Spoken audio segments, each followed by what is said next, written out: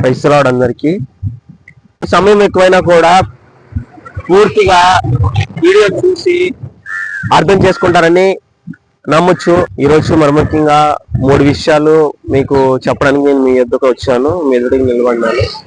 మొదటిగా క్రైస్తవ్యం, క్రైస్తవ మతం, వీటి గురించి ఎందుకు చెప్పాలనుకుంటున్నానంటే వేరే విధానంలో చెప్పాలనుకున్నాను, కానీ నిన్న అన్ఎక్స్పెక్టెడ్ గా నేను చూసిన ఒక సంఘటన వల్ల చెప్పడానికి నాకు చాలా సిగ్గుగా ఉంది. కానీ క్రైస్తవులం అని చెప్పుకుంటూ చర్చికి వెళ్తూ బైబిల్ పట్టుకొని పాటలు పాడచ్చు, ప్రార్థన చేయొచ్చు ఉండి క్రైస్తవుల్లోనే అంటే విమర్శించడంలో తప్పులేదు, బైబిల్ అనుసారంగా విమర్శించడంలో తప్పులేదు. అలా కాకుండా లోకానుసారంగా ఆలోచించి నీకు ఇష్టమైన పద్ధతిలో ఎదుటి వారిలో తోటి విశ్వాసుల్లో తప్పులు ఎతికే స్థితిలో నువ్వు ఉంటే అది నీ జీవితానికి నా జీవితానికి మేలు కాదు. మనము మన తోటి విశ్వాసుల్లో ఉన్న తప్పులను వెతికే వారంగా ఉండకూడదు. బైబిల్ అనుసారంగా వాళ్ళు బైబిల్ ప్రకారం ఏదన్నా తప్పు చేస్తే వారికి అర్థమయ్యేలా చెప్పాలి, దాన్ని ఖండించాలి. అంతేకాని నువ్వు బైబిల్ తెలుసుకోకుండా నేను బైబిల్ తెలుసుకోకుండా ఏదో మనకు తెలిసిన మిడిమిడి జ్ఞానంతో ఎదుటి వారిలో ఉన్న తప్పులను లేకపోతే ఎదుటి వారిని హేళన చేయాలని ఆ విధానంలో మాట్లాడడం నా జీవితాలకి అంత మంచిది కాదు, అంత మేలుకరం కాదు. దేవుడు బైబిల్లో మనం చూసినట్లయితే ఈ లోకంలో మనుషుడు ఎలాగూ జీవించాలి అనేది చూపించడానికి ప్రభువైన యేసుక్రీస్తు ప్రభువారు ఈ లోకంలోనికి వచ్చి జీవించి చూపించారు. ఆ విధానంలో ప్రతి ఒక్కరు జీవించాలని మనకు ఆయన బోధించాడు. ఆయన ఈ లోకంలోనికి వచ్చి దేవుని నామమును గురించి ప్రకటించేటప్పుడు ఎక్కడా కూడా స్త్రీలను పురుషులను వేరుపరిచి ఎక్కడా బోధించలేదు. నేను మీకు చెప్పిన విధంగా యూత్ మీటింగ్ అయిపోయింది, వచ్చేటప్పుడు మా ముందు గర్ల్స్ వెళ్ళిపోయారు, తర్వాత మేము వస్తా ఉన్నాము. అయితే 2 స్త్రీలు నుంచొని మాట్లాడుతూ ఉన్నారు. వారు నేను వచ్చేది చూసుకోలేదు, వెళ్ళే మా యొక్క యూత్ గర్ల్స్ వైపు చూస్తూ ఇదేంటి ఇక్కడ బాయ్స్ గర్ల్స్ కలిసి ప్రేయర్కి వెళ్ళి వస్తున్నారు, అసలు మా ఊర్లో అయితే ఇలాగూ ఉండదు, సపరేట్ గా గర్ల్స్ కి ప్రేయర్ ఉంటది, సపరేట్ గా బాయ్స్ కి ప్రేయర్ ఉంటది, ఇద్దరికి కలిపి మాత్రం ప్రేయర్ పెట్టరు అని చెప్పేసి వాళ్ళని ఒక రకంగా హేళనకరంగా చూస్తా ఉన్నారు. ఆ మాటలు విన్నప్పుడు నాకు చాలా ఆశ్చర్యం వేసింది. బైబిల్లో ఎక్కడ లేదు కదా, మీరు విడిగా స్త్రీలకు విడిగా పురుషులకు విడిగా నా వాక్యాన్ని బోధించమని ఎక్కడ చెప్పలేదు. యేసుక్రీస్తు ప్రభువారు ఈ లోకంలోనికి వచ్చి అనేక మార్లు అనేక ప్రదేశాల్లో తన మాటలు బోధించినప్పుడు చాలా మంది స్త్రీలు పురుషులు చిన్నలు పెద్దలు యవనస్తులు అందరూ కలిసి వచ్చినప్పుడు ఆయన బోధించాడు. ఎక్కడ కూడా స్త్రీలు మీరు కలిసి కూర్చోకూడదు, మీరు వెళ్ళిపోండి, తర్వాత నేను పురుషులకు బోధించిన తర్వాత మీరు రండి, తర్వాత మీకు సపరేట్ గా బోధిస్తాను ఎక్కడా బైబిల్లో రాసిలేదు. అలాంటిది బైబిల్లో లేనిది లోకానుసారమైన ఆలోచనతో లోకానుసారమైన తలంపులతో ఎదుటి వారి తప్పులు వెతికే స్థితిలో నేను నిలిచి ఉంటే అది నీకు నాకు మన జీవితాలకి అంత మేలుకరం కాదు. కాబట్టి మనం ఎదుటి వారిలో మన తోటి విశ్వాసుల్లో ఏదైనా వారిలో తప్పు ఉందా, ఎదుటి వారిని విమర్శించినప్పుడు బైబిల్ పూర్తిగా తెలుసుకొని బైబిల్ అనుసారంగా మనము విమర్శిస్తే అది తప్పు కాదు. బైబిల్లో లేనిది నీ సొంత జ్ఞానంతో నా సొంత జ్ఞానంతో సొంత ఆలోచనలతో ఆలోచించి ఎదుటి వారిని విమర్శించకూడదు.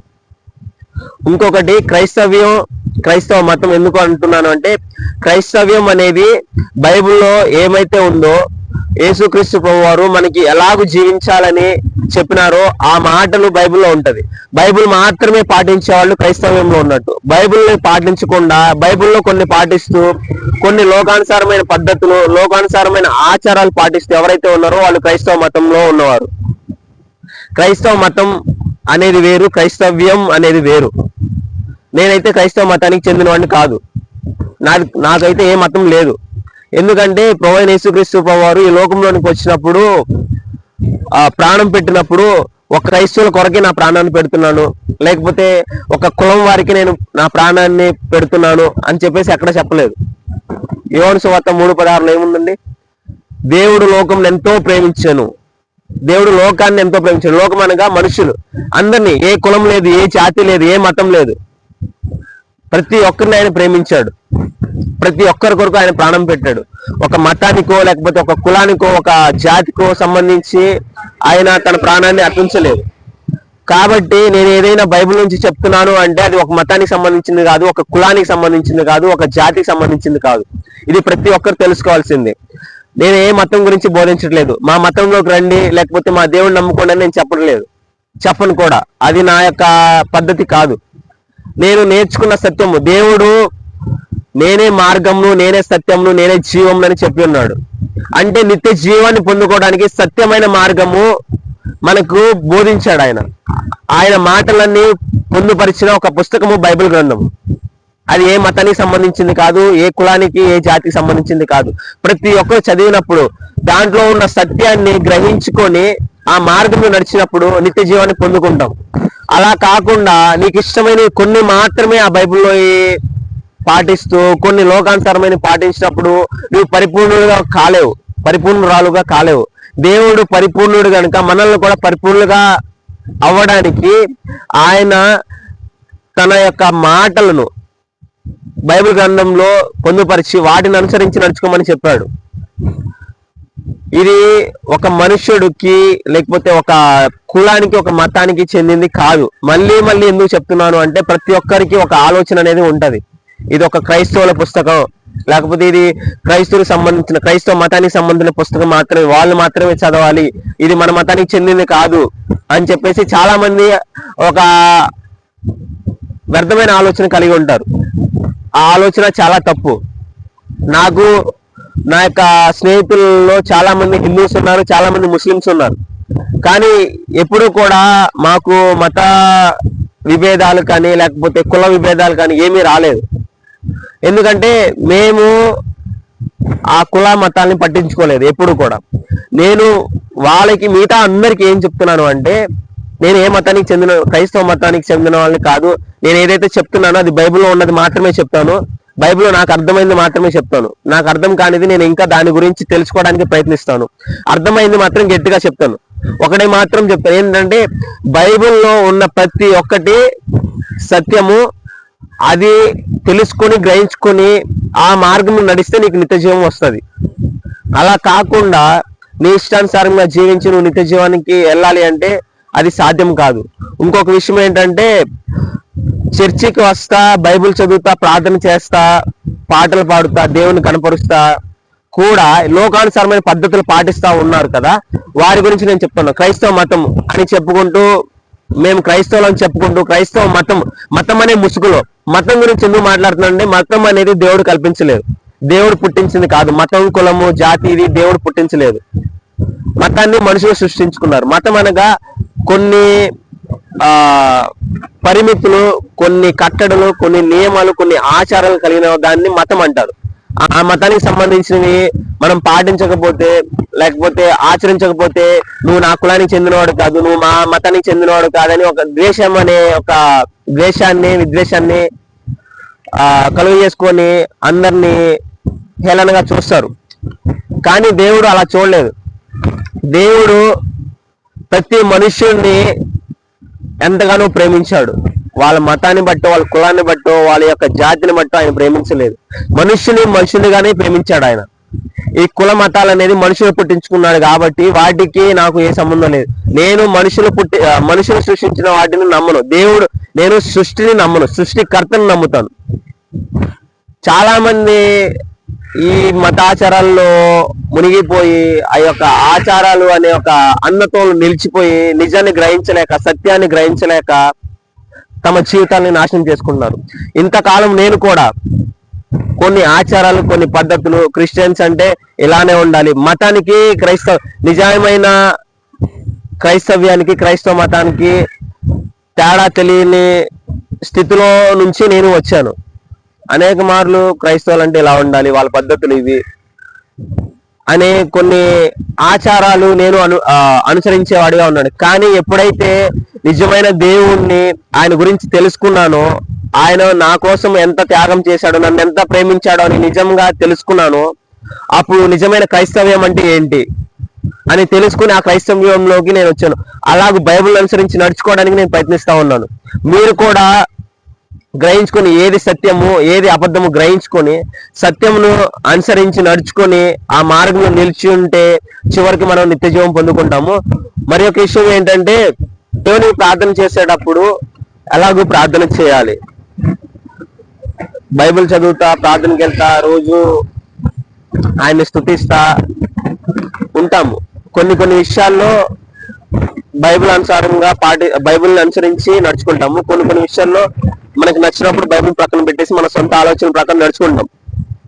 అలా నడుచుకొని మనకి ఏదైనా వాగ్దానం దేవుడు ఇచ్చినప్పుడు, లేకపోతే మనకి ఏదైనా కావాలి అనుకున్నప్పుడు, చదువులో మంచి మార్క్స్ రావాలి, లేకపోతే మంచి జాబ్ రావాలి, లేకపోతే మంచి వ్యక్తితో పెళ్ళవ్వాలి, లేకపోతే మంచి ఇల్లు కొనుక్కోవాలి, మంచి కారు కొనుక్కోవాలి, ఇలాంటి ఆశలు, ఇలాంటి వాటి కొరకు ప్రార్థన చేసేటప్పుడు బైబిల్లో వాక్యాలు ఎత్తి ప్రార్థన చేస్తూ ఉంటాం. అవి చాలా, అంటే నేను అదే విధంగా ప్రార్థన చేసేవాడిని. కాంపిటీషన్లో నాకు ప్రైజ్ వచ్చింది. ప్రైజ్ గా మాకు ఒక వాగ్దానాన్ని ఇచ్చారు. వాగ్దానంలో నా నామంలో మీరు నన్ను ఏం అడిగినాను అది మీకు ఇస్తానని చెప్పేసి వాగ్దానం నాకు వచ్చింది. ఇంకా ఆ వాగ్దానం పెట్టి నేను ప్రార్థన చేస్తా ఉన్నాను. యేసయ్య, మీరు నాకు ఈ వాగ్దానం ఇచ్చారు కదా, ఏం అడిగినా ఇస్తానని చెప్పేసి మీ నామంన నాకు జాబ్ కావాలని అడుగుతున్నాను, లేకపోతే నాకు మంచి మార్కులు రావాలని అడుగుతున్నాను అని ఆ విధానంలో ప్రార్థన చేశాను. ఆయన నామంలో ఏది అడిగినా ఇస్తాడు అనే ఒక భ్రమలో బ్రతికుతూ అలాగూ మొరపెట్టే స్థితిలో నేను నిలిచిపోయినాను. కానీ ఎప్పుడైతే ఆయన గురించి తెలుసుకొని ఇంకా ఆయన గురించి తెలుసుకోవాలని వాక్యం చదువుతూ బైబిల్ అనుసారమైన వీడియోస్ చూస్తూ అనేక గొప్ప వ్యక్తులు, అంటే ప్రవీణ్ పగడాల గారు లాంటి వారు, లేకపోతే ప్రకాష్ గంటెల వారు లాంటి వాళ్ళు, వాళ్ళ వాక్యాలు వింటా ఉన్నప్పుడు అసలు మనం ఎలాగ ప్రార్థన చేయాలి, ఏ విధానంలో ప్రార్థన చేయాలి అని నేను తెలుసుకున్నాను. అనేక మంది నాకులాగా ఆయన నామంలో ఏం అడిగినా ఇస్తాడు కదా అని చెప్పేసి అలాగూ ఒక భ్రమలో బ్రతుకుతా ప్రార్థన చేసేవారుగా ఉండొచ్చు. వారి కోసం నేను చెప్తా ఉన్నాను. ఏంటంటే, యేసు నామంలో అడగడం అంటే, యేసు నామం అంటే ఏంటో తెలుసుకోవాలి. నిర్మాకాండం 33వ అధ్యాయము 19వ వచనంలో ఉంటుంది. మోషే గారితో అంటా ఉన్నాడు, నేను నీ ఎదుట నా నామంను ప్రకటించదును అని ఉంటుంది. ఒక వ్యక్తి, అంటే ప్రకటించదును అంటే ఒక వ్యక్తి గురించి చెప్పడం. అక్కడ ఇప్పుడు ఫర్ ఎగ్జాంపుల్ చంద్రబాబు నాయుడు గారు లేకపోతే జగన్ గారు ఉన్నారు. వారి గురించి చెప్పడం అంటే వారిలో ఏంటి మంచి, వాళ్ళలో మంచి ఏముంది అవి చెప్తా ఉంటాం. వాళ్ళ లక్షణాలు, మంచి లక్షణాలు ఏంటి, లేకపోతే వారి స్వభావం ఎలాంటిది, వారి యొక్క ఆలోచన విధానం ఎలా ఉంటుంది, ఇవి చెప్పడం, వారి గురించి ప్రకటించడం అంటే. అలాగే యెహోవా నామమును ప్రకటించదును అంటే ఆయన నామాన్ని ప్రకటించడం అంటే ఆయన యొక్క లక్షణాలను, ఆయన యొక్క ఆయన వ్యక్తిత్వము, ఆయన యొక్క ఆలోచన విధానము, ఆయన యొక్క ప్రేమ, ఆయన యొక్క కనికరము, ఆయన ఎటువంటి మనసు కలిగి ఉన్నాడో అటువంటివి మనం కూడా కలిగి ఉండాలి. ఆయన నామంలో ప్రార్థించడం అంటే అవి మనం కలిగి ఉండి ప్రార్థించాలి. ఆయన ఎటువంటి మనసు కలిగి ఉన్నాడో అటువంటి మనసు మనం కలిగి ఉండాలి. ఆయన ఎటువంటి ఆలోచన విధానం కలిగి ఉన్నాడో అటువంటి ఆలోచన విధానం మనం కలిగి ఉండాలి. ఆయన ఎలాగూ ప్రేమిస్తాడో అలాగూ ప్రేమించే విధానంలో మనం ఉండి అప్పుడు ఆయనకి మొరపెట్టాలి. అప్పుడు మాత్రమే మనం ఏమైతే అడుగుతామో ఆయన మనకు అనుగ్రహిస్తాడు.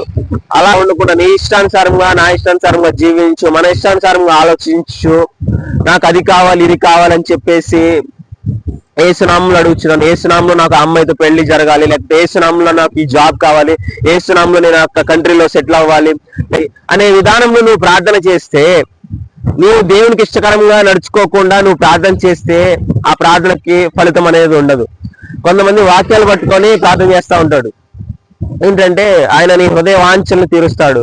ఎప్పుడు తీరుస్తాడు? దానికి ముందు వెనక అనేది ఉంటది. ముందు వాక్యం వెనక వాక్యం చదివితే ఆ మధ్యలో అది అర్థమవుతుంది. అలా అర్థం కాకుండా ఈ వాట్సాప్ స్టేటస్ లో, కొటేషన్లో ఆయన నీ హృదయ వాంఛలను తీర్చును అని చెప్పేసి వాక్యాన్ని బట్టి ప్రార్థన చేస్తే ఉపయోగం ఉండదు. దానికి ముందు ఏముంటదంటే, మీరు యెహోవా యందు నమ్మిక ఉంచి ఆయన చూపించే దేశంలో నివాసిస్తూ ఆయన ఎందు భయభక్తులు కలిగి జీవించి ఆయన ఎందు సంతోషిస్తా ఉంటే మాత్రమే ఆయన నీ హృదయ వాంఛలు తీస్తారు. అలాగా ఆయన ఎందు నమ్మకం ఉంచకుండా, ఆయన చూపించినట్టు ప్రేమ చూపించకుండా, ఆయన చూపించే దేశంలో నివాసం చేయకుండా, ఆయన ఎందు సంతోషించకుండా, నీ సొంత ఆలోచనల ప్రకారం నడుచుకొని నీ లోకానుసారంగా ఆనందించి లోకానుసారంగా సంతోషిస్తూ ఆయన నా హృదయవాంఛలు తీరుస్తాడు అని ఒక భ్రమలో బ్రతుకుతున్నావంటే అది నీ జీవితానికి చాలా ఇబ్బందికరంగా ఉంటుంది. అది నీకు మేలుకరం కాదు. ఎప్పుడైతే నువ్వు ఆయన ఎందు నమ్మకం ఉంచి ఆయన కొరకు జీవించు, ఆయన యొక్క మాటలను అనుసరించి నడుచుకోవచ్చు, ఆయన చూపించిన ప్రదేశంలో నివసించు, ఆయన ఎందు సంతోషిస్తావో అప్పుడు మాత్రమే నీ హృదయ వాంఛలను ఆయన తీరుస్తాడు. సో మనం ఏంటంటే కొన్ని మనకిష్టమైనవి మాత్రమే బైబిల్ నుంచి తీసుకుంటాం. బైబిల్ ఎలా ఉందో మనకి ఇష్టమైతే, మనకి అనుకూలంగా ఉంటే మాత్రమే మనం ఆ బైబిల్ అనుసరిస్తాం. మనకు అనుకూలం కాదు అంటే బైబిల్ ప్రక్కన పెట్టేసి మన సొంత ఆలోచనలు, మన సొంత నిర్ణయాలు, ఇంకా మన సొంత ఉద్దేశ ప్రకారం నడుచుకుంటా ఉంటాము. మన సొంత ఆలోచన ప్రకారం నడుచుకున్నంత కాలము దేవుడు మన జీవితంలో అద్భుత కార్యం చేయాలి అంటే అది జరగదు. ఎప్పుడైతే మనం ఆయన మాటకు లోపడతామో అప్పుడు మాత్రమే ఆయన మన జీవితంలో అద్భుత కార్యం చేస్తాడు. ఇక్కడ ఏంటంటే మనం కూడా ఈ లోకంలో జీవించినప్పుడు మనకి ఏదైనా కావాలి అనుకున్నప్పుడు దేవుని వద్దకు వచ్చినప్పుడు దేవుడు మన నుంచి ఏం ఆశిస్తున్నాడు అంటే హృదయంలో యథార్థత, పరిశుద్ధత, నీతిని ఆశిస్తున్నాడు. ఆ మూడు కలిగి ఉన్నప్పుడే మనము ఆయన ఇచ్చే ఆశీర్వాదాలను పొందుకోగలము. అలా ఆ నీతి, యథార్థత, పరిశుద్ధత లేకుండా ఆయన ఇచ్చే ఆశీర్వాదాలు పొందుకోవాలి అంటే అది జరగని పని. నీకు ఆయన ఆశీర్వాదాలు కావాలి అంటే ఆయన చెప్పిన విధంగా నువ్వు ఉండాలి. అంటే నీకు ఎంతైనా ఆస్తి ఉండొచ్చు, లేకపోతే ఎంతైనా బంధు బలగం ఉండొచ్చు, లేకపోతే ఎంతైనా తెలివితేటలు ఉండొచ్చు, కానీ నువ్వు దేవుని ఆశీర్వాదాలను పొందుకోవాలంటే ఆయన చెప్పిన మాట ప్రకారం మాత్రమే నువ్వు జీవించినప్పుడు ఆయన ఆశీర్వాదాలు పొందుకుంటావు. అలా కాకుండా నీ ఇష్టానుసారంగా జీవించు, మన ఇష్టానుసారంగా మనం జీవించు ఆయన ఆశీర్వాదాలు పొందుకోవాలంటే ఎన్నటికీ పొందుకోలేము. ఏమో నీకున్న ఆస్తిని బట్టి కొన్ని సంపాదించుకొని సంతోషంగా ఉండొచ్చు, కానీ అవి కొంతకాలం మాత్రమే నీకు సంతోషాన్ని, కొంతకాలం మాత్రమే నీకు ఆనందాన్ని ఇవ్వగలవు. కానీ దేవుడు నీ జీవితంలో అద్భుత కార్యం చేసి నీకు ఏదైనా ఇచ్చాడు అంటే అది శాశ్వత కాలం నిలిచి ఉంటుంది. దేవుడిచ్చే ప్రతి ఒక్కటి శాశ్వతమైనది. ఆయన ఇచ్చే పొందుకోవడం చాలా గొప్ప విషయం.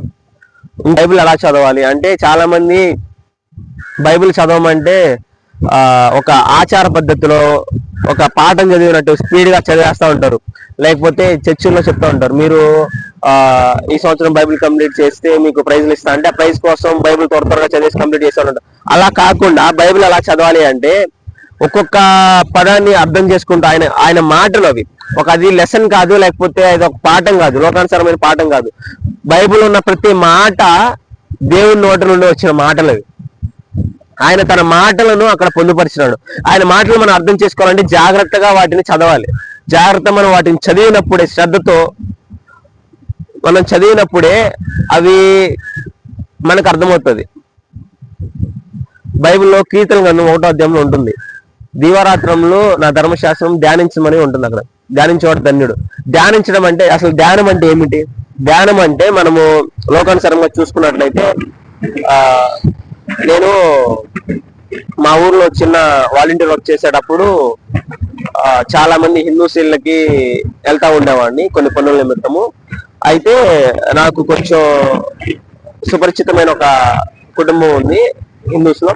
వాళ్ళ ఇంటికి వెళ్ళినప్పుడు అంకుల్ ఏం చేస్తున్నారంటే ఆ ఆంటీ బయటకు వచ్చి, అంకుల్ ధ్యానంలో ఉన్నారు, కొంచెంసేపు వెయిట్ చేయండి, కొంచెంసేపు వెయిట్ చేయి వస్తారు అంకుల్ అని చెప్పేసి అన్నారు.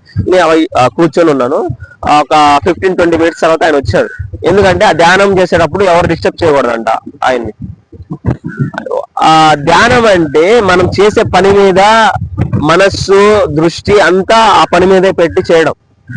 మనం బైబిల్ చదువుతున్నప్పుడు బైబిల్ ధ్యానించడం అంటే మన ఆలోచన, మన తలంపులు, మన యొక్క చూపు, మన దృష్టి, మన యొక్క మనస్సు సమస్తము మనం చదివే ఆ దేవుని మాటల మీద మాత్రమే ఉండాలి. అప్పుడు మాత్రమే ఆయన మాటలు మనకు అర్థమవుతాయి.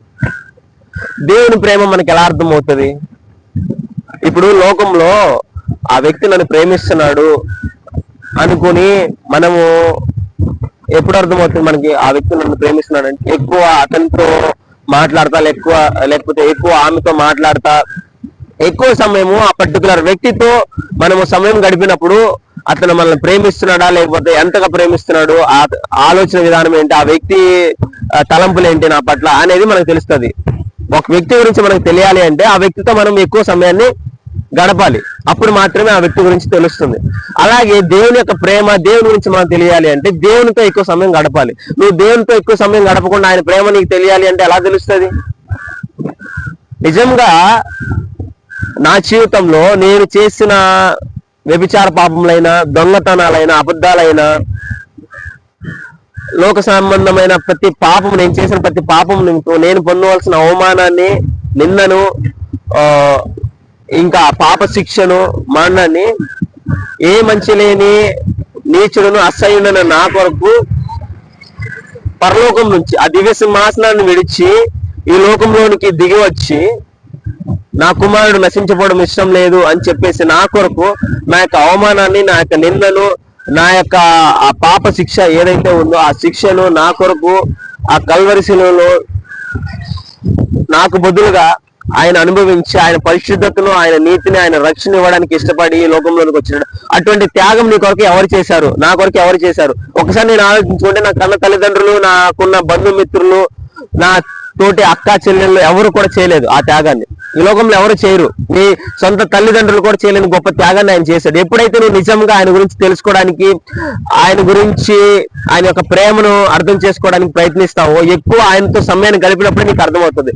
ఎక్కువ ఆయనతో సమయం గడపకుండా ఆయన యొక్క ప్రేమను ఈ లోక ప్రేమలతో కంపేర్ చేసి వాళ్ళకంటే నాకు ఈ వ్యక్తి ఎక్కువగా ప్రేమ చూపిస్తున్నాడు, ఎంత నీచమైన స్థితిలో నిలిచిపోయి ఉన్నానంటే నేను నా తల్లిదండ్రుల కంటే కూడా లోకానుసారమైన బయట వ్యక్తులను ఎక్కువగా ప్రేమించే నీచమైన స్థితిలో నుంచి దేవుడు లేవనెత్తాడు. నిన్ను కూడా లేవనెత్తాడు. నేను ఈ లోకంలో ఒకటి గుర్తుపెట్టుకోవాలి, ఏంటంటే ఎవరు ప్రేమించలేని నిజమైన ప్రేమతో ప్రేమించిన ఒకే ఒక్కడు యేసయ్య. ఎవరు ప్రేమించడు. ఇప్పుడు నీకు కొంతకాలంకి వాళ్ళు బాగా ప్రేమిస్తున్నారు. ఒక వ్యక్తి గురించి చెప్తాను నీకు. ఏంటంటే నా తల్లిదండ్రులు చనిపోయిన తర్వాత కూడా నన్ను మంచిగా చూసుకోగలవనే నమ్మకం వచ్చింది నీ మీద అని చెప్పేసి ఒక వ్యక్తి ఇంకో వ్యక్తితో చెప్తున్నారు. ఇది చాలా ఆశ్చర్యమని వేసింది. నాకు అర్థం కాలేదు. అంటే తల్లిదండ్రులు ఉన్నారు, చనిపోలేదు. తల్లిదండ్రులు ఉన్న తర్వాత కూడా వీళ్ళు చనిపోయినా పర్లేదు, నాకు నువ్వు నన్ను మంచిగా చూసుకోగలవని ఒక మాట మాట్లాడుతా ఆ విధానంలో నిలిచిపోయి ఆలోచనలు, అంత నీచమైన ఆలోచనలు కలిగి ఉన్నారు. లోక ప్రేమలు కొంతకాలం మాత్రమే ఉంటాయి. ఇది చాలా గట్టిగా నేను చెప్పగలను, ఎందుకంటే నా జీవితంలో నేను ఎక్స్పీరియన్స్ చేశాను కాబట్టి చెప్తా ఉన్నాను. లోక ప్రేమ, తల్లిదండ్రుల ప్రేమ అయినా కొంతకాలమే ఉంటుంది, అక్క చెల్లెళ్ళ ప్రేమ అయినా లేకపోతే ఇంకా వేరే ఎవరి ప్రేమ అయినా, ఈ లోకానుసారమైన ప్రతి ప్రేమ కొంతకాలం మాత్రమే ఉంటుంది. కానీ నిత్యము శాశ్వతం నిలిచే ఒకే ఒక్క ప్రేమ దేవుని ప్రేమ. ఆ ప్రేమ కోసం నువ్వు ప్రయాసపడితే, ఆ ప్రేమ కోసం నువ్వు నీ సమయాన్ని వెచ్చిస్తే నీ జీవితంలో ఆశీర్వాదం చూస్తావు. అలా కాకుండా లోకానుసారమైన ప్రేమల కొరకు నీ సమయాన్ని, నీ యొక్క ధనాన్ని వృధా చేస్తే, వ్యర్థమైన వాటి కోసం నీ యొక్క ధనాన్ని, నీ యొక్క సమయాన్ని వృధా చేస్తే జీవితంలో ఇప్పుడు మంచిగానే ఉండొచ్చు, ఇప్పుడు హ్యాపీగానే ఉండొచ్చు, ఇప్పుడు చాలా సంతోషంగా ఉండొచ్చు, ఇప్పుడు చాలా గొప్పగా నిన్ను ఆ వ్యక్తి చూసుకోవచ్చు. కానీ ఒకనొక దినాన నిన్ను చేయి విడిచినప్పుడు నీవు దిక్కులేని వారుగా అయిపోతావు. కాబట్టి ఏ సమయమైనా, ఏ స్థితి అయినా నిన్ను చేయి విడనాడని వాడు ఒక్కడే ఒకడు, ఆయనే నిజమైన యేసుక్రీస్తు ప్రభువారు. లోక ప్రేమను పక్కన పెట్టేసి నిజమైన ప్రేమను తెలుసుకోవడానికి ఎక్కువగా దేవునితో నువ్వు సమయం గడిపితే, ఎక్కువ దేవుని వాక్యాన్ని చదివితే, ఎక్కువగా ఆయనతో మాట్లాడడానికి నువ్వు ప్రయత్నిస్తే అప్పుడు ఆయన ప్రేమ నీకు అర్థమవుతుంది. అలా కాకుండా నువ్వు ఏ వ్యక్తితో అయితే ఎక్కువ మాట్లాడితే ఆ వ్యక్తి గురించి ఎక్కువ తెలుస్తుంది. దేవునితో ఎక్కువగా మాట్లాడితే దేవుని ప్రేమ నీకు తెలుస్తుంది. ఇకనైనా గ్రహించుకొని మనకున్న ఈ లోకానుసారమైన కోరికలతో, లోకానుసారమైన ఆశలతో, లోకానుసారమైన ఆలోచన విధానంలో, లోకానుసారమైన తలంపులతో, లోకానుసారమైన ఉద్దేశములతో మన యొక్క నేత్రములు మూసుకుపోయి, అన్నతోలు నిలిచిపోయి, ఏవి నిజమైనవి, ఏవి అల్పమైనవి, ఏవి శాశ్వతమైనవి, ఏవి అల్పమైనవి, ఏవి నిజమైనవి, ఏవి అబద్ధమైనవి తెలుసుకొని నిజమైన వాటి కొరకు ప్రయాసపడి వాటిని పొందుకోవడానికి మనం మన సమయాన్ని, మన బలాన్ని వెచ్చించాలి. అలానే కానీ అల్పమైన అబద్ధమైన వాటిని పొందుకోవడానికి వాటి కోసం ప్రయాసపడితే నీ జీవితంలో ఒక నాటికి నువ్వు నాశనం చూస్తావు. నేను నా జీవితంలో చూశాను కాబట్టి చెప్తున్నాను. దేవుని ప్రేమ శాశ్వతమైనది, నిత్యము నిలిచి ఉండేది. ఆయన ప్రేమ కొరకు నువ్వు ప్రయాసపడితే నీ జీవితంలో ఆశీర్వాదం చూస్తావు. ఈ విధానంలో దేవుని వాక్యాన్ని నాకు తెలిసి నేను నేర్చుకున్నది, ఇంకా నాలాంటి యవనస్తులు అనేక మంది దేవుని గురించి తెలుసుకోకుండా, అంటే పరిపూర్ణంగా తెలుసుకోకుండా కొంత తెలుసుకొని, లేకపోతే కొన్ని సార్లు మాత్రమే అద్భుత కార్యాలు చేస్తాడు, లేకపోతే ఆయన చెప్పింది చేస్తే నేను నా జీవితంలో అద్భుత కార్యం చేస్తాను అన్నాడు. అట్లాంటి దేవుడు నాకెందుకు, అయితే ఈ మనుషులు ఉన్నారు వీళ్ళు నాకు అడగాలి సాయం చేస్తారు అనే ఒక విధానంలో, ఒక భ్రమలో బ్రతికిపోతూ దేవుడిని ప్రక్కన పెట్టేసి క్రైస్తవ కుటుంబంలో పుట్టిన వారే కానీ నిజముగా దేవుని ప్రేమ గుర్తిరక వారు లోక ప్రేమలకి, లోకంలో ఉన్న మనుషుల యొక్క ఆలోచన విధానంలో నిలిచిపోయి ఆ విధానం దేవుని పక్కన పెట్టేసి దేవుని మార్గం తొలగిపోయి నడుచుకున్నారు. అది చాలా బాధాకరంగా ఉంది. అందువల్ల నాకు తెలిసింది, నేను ఎలా అయితే గ్రహించుకున్నానో ఇంకా దేవుని గురించి తెలుసుకోవాల్సింది 99.9% ఉంది. నేను తెలుసుకుంది ఇంకా 0.1%, ఇంకా చాలా ఉంది. అది తెలుసుకోవడానికి నేను చాలా ప్రయత్నిస్తా ఉన్నాను. ఆ విధానంలో నేను ఇంకా నిలిచి ఉండాలని ఇంకా ప్రార్థన చేస్తా ఉన్నాను. కానీ నాకు తెలిసింది నా తోటి వారికి తెలియచేయాలనే ఒక చిన్న ఉద్దేశంతో నేను ఇవన్నీ చెప్తా ఉన్నాను. ఆ జీవితంలో నేను చేయకూడని ప్రతి పాపం చేశాను, ప్రతి తప్పు చేశాను. కానీ దేవుని మహాకృపను బట్టి, ఆయన యొక్క ప్రేమ, ఆయన దయను బట్టి నేను ఈ రోజు ఈ క్షణము మీ దగ్గర నిలిచి ఉన్నాను. ఆయన కృప, ఆయన ప్రేమ లేకపోతే నేను ఏ రోజు చనిపోయేవాడిని. కానీ పరిశుద్ధ దేవుని గూర్చి నిజంగా మనం తెలుసుకోవాలి అంటే మొదటిగా ఆయన యొద్దకు రావాలి. ఆయన యొద్దకు రాకుండా మీరు ఆయన గురించి తెలుసుకోవాలంటే అది అసాధ్యము. నా తోటి వారు క్రైస్తవ కుటుంబంలో పుట్టిన వారే, దేవుని గురించి బాగా తెలిసిన వారే. ఎలా అంటే వారి ఆలోచన విధానం చాలా, అంటే నేను ఎక్కువగా దేవుని గురించి తెలుసుకోక ముందు, నేను క్రైస్తవుడిని కాకపోతే దేవుని గురించి అంతగా పట్టించుకోలేదు. ఆ సమయాల్లో దేవుని గురించి కొద్దో గొప్ప తెలిసిన వాళ్ళు, దేవునికి సంబంధించిన వాళ్ళు, ఒక వ్యక్తి నాతో మిషనరీ అవ్వాలని చెప్పేసి అన్నారు. సో మిషనరీ అంటే నాకు అంతగా తెలీదు. ఆ పర్టికులర్ టైంలో అయితే నాకు ఆ మిషనరీ అంటే ఏంటి, వాళ్ళు ఎలా ఉంటారు ఏంటి, వాళ్ళ పద్ధతులు ఏంటి, వాళ్ళ ఆచారాలు ఏంటి నాకేం తెలియదు. అయితే సరేలే, అది ఏదో ఒక జాబ్ అనుకున్నాను నేను. సరేలే అని చెప్పేసి అన్నాను. తర్వాత నేను ఈరోజు మిషనరీ అంటే ఎవరు, అసలు వాళ్ళ గురించి ఏంటి, వాళ్ళు ఎవరు, ఎందుకు మిషనరీ అని ఒక పేరు పెట్టుకున్నారని వాళ్ళ గురించి నేను దేవుని గురించి తెలుసుకునే ఒక సమయంలో వారి గురించి ఆలోచించి తెలుసుకున్నప్పుడు నాకు మొదటిగా కనబడిన వ్యక్తి ప్రవీణ్ పగడాల గారు. ఆయన గురించి ఆయన జీవితం గురించి తెలుసుకున్నప్పుడు చాలా వండర్ అనిపించింది. ఎందుకంటే ఆయన కూడా ఒక నీచమైన స్థితి నుంచి దేవుడు అతన్ని దర్శించి పిలిచినప్పుడు వెంటనే మాటకు లోబడి వచ్చాడు. చాలా ఆయన ఏంటంటే ఆయన గురించి, ఆయన వాక్యాలు వింటున్నప్పుడు లోకానుసారమైన ఆచారాలు ఎక్కడ కనబడలేదు. బైబిల్లో దేవుని మాటలు ఎలా ఉన్నాయో అలానే సూటిగా బోధించే వ్యక్తుల్లో ఆయన ఒకరు. చాలా మంది మనుషులను మభ్యపెట్టడానికి బైబిల్ని కొన్ని మాటలు వారికి అనుకూలంగా మార్చుకొని బోధించే వారు చాలా మంది ఉన్నారు. కానీ బైబిల్ వాక్యాన్ని ఎలా ఉందో అలాగూ సూటిగా బోధించే వాళ్ళు చాలా తక్కువ ఉన్నారు క్రైస్తవుల్లో. వాళ్ళల్లో ప్రవీణ్ పగడాల గారు ఒకళ్ళు. ఆయన వాక్యాన్ని వింటున్నప్పుడు ఒకటే అనుకున్నాను, ఇది కదా నిజమైన ప్రేమ అంటే. ఆయన వాక్యాలు చాలా విన్నాను. అప్పుడు నాకు అర్థమైంది నిజంగా దేవుడు ఎలా ప్రేమించాడు ఏంటి అని చెప్పేసి. ఆయన వాక్యం విన్న తర్వాత నేను రియలైజ్ అయ్యి గ్రహించుకొని, అంటే అప్పటికి దేవుని యొద్దకు రావాలని ఒక ఆశ. ఎందుకంటే నా జీవితంలో జరిగిన కొన్ని సంఘటనలు బట్టి అప్పటికి దేవుని యొద్దకు రావాలని ఆశ. కానీ దాని తర్వాత ఎప్పుడైతే ఆయన వాక్యాలు వింటా ఉన్నానో, ఆయన గురించి తెలుసుకుంటా ఉన్నానో, ఇంకా చాలా ఇన్స్పైరింగ్ గా, అడ్మైరింగ్ గా ఉంది. ఇలా జీవిస్తే చాలా బాగుంటుంది కదా, దేవుడు ఆశీర్వదిస్తాడు కదా అని చెప్పేసి ఇంకా ఆ విధానంలో నేను బైబిల్ చదవడం స్టార్ట్ చేశాను. అందువల్ల మిషనరీ అంటే ఏమిటి అంటే దేవుని వాక్యాన్ని తెలియని వారికి తెలియచేయడానికి తన సొంత ప్రదేశాన్ని, తన సొంత రాష్ట్రాన్ని, తన సొంత దేశాన్ని, లేకపోతే ఇంకా తనకు సంబంధించిన వారన్నిటిని విడిచిపెట్టి తెలియని దేశానికి, తెలియని రాష్ట్రానికి, తెలియని ప్రదేశానికి వెళ్ళి అక్కడున్న లోకానుసారమైన వ్యక్తులతో, కొంతమంది ఆ క్రూరమైన వ్యక్తులతో, అంటే ఎలా అంటే క్రూరమైన వ్యక్తులు అంటే నరహంతకులు లాంటి వారి, అటువంటి స్వభావం గల వారి మధ్యలోకి వెళ్ళి కూడా దేవుని వాక్యం చేసే వాళ్ళు మిషనరీస్ అంటారండి. ఇంకా మిషనరీ అనే పదానికి చాలా గొప్ప విలువ ఉందని నేను తెలుసుకున్నాను. ఎలా పడితే అలా మిషనరీస్ అవరండి. మిషనరీస్ అనే పేరు పెట్టుకొని సొంతంగా నీ సొంత ఆలోచన ప్రకారం నడుచుకుంటే అది మిషనరీ అనరు. నేను మిషనరీస్ ఎవరిని విమర్శించట్లేదు, నాకు అంత స్థాయి కూడా లేదు.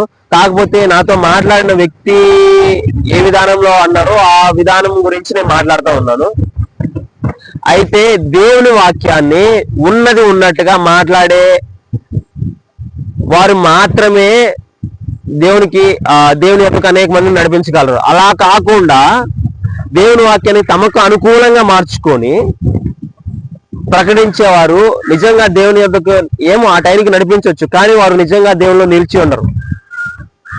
ఎప్పుడైతే నువ్వు వాక్యంగా బోధించినప్పుడు మాత్రమే నిజంగా దాంట్లో ఉన్న సత్యాన్ని గ్రహించి దేవుని యొక్కకు వచ్చిన వాళ్ళు అంతవరకు నిలిచి ఉంటారు.